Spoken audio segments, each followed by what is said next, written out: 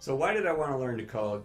There's a couple reasons. One is I'm involved in investing in a number of startups. I like to be active. I like to help my companies. And a huge challenge for startup companies is getting technical talent. Bizarrely, it is harder to recruit your technical team than it is to raise your money to start your company.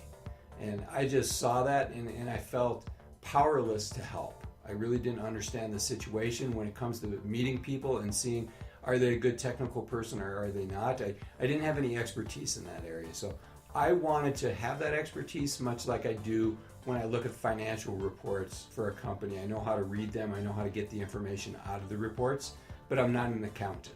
So that was my initial desire to learn to code. I just see the power of it and the usefulness of it and just the potential to build things relatively quickly and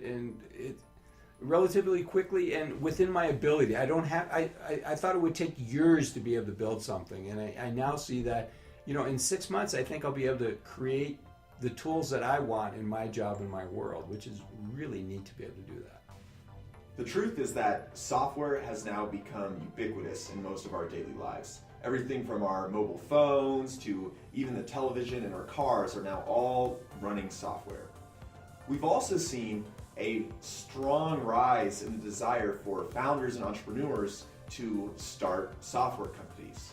However, because there are so many existing software companies that have increased the demand of software developers, that it is very difficult for any sort of founder that does not know how to already create software to find a technical co-founder to work with.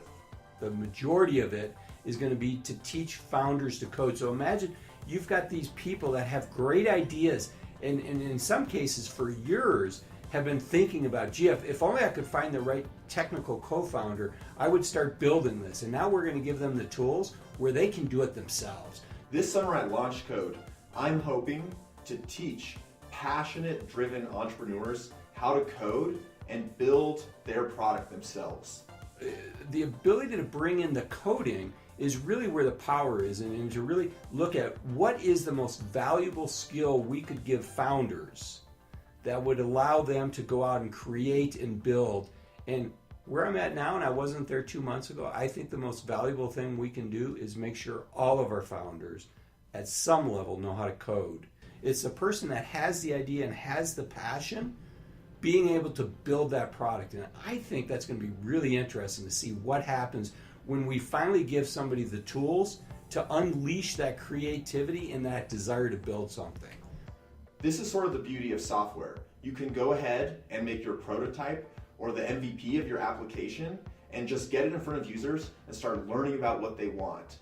There's no production line, there aren't any manufacturing costs. As long as you know how to code, you can keep tinkering and iterating on your idea, stay lean and scrappy, and keep learning while you figure out something that people want to use. And I think it's exciting that the first accelerator to do this is right here in Utah, and it's happening at the exact same time that we have a half dozen companies that now have $1 billion valuation. It's really an exciting time for Utah. Bottom line is Park City is home. There's many great investors, there's many great business people here in Utah. Very nice concentration of not just successful entrepreneurs and investors, but also it's a melting pot. You have people that have moved there because they want to be there, so you have access to these different viewpoints, and they're also looking for a way to connect and to give back.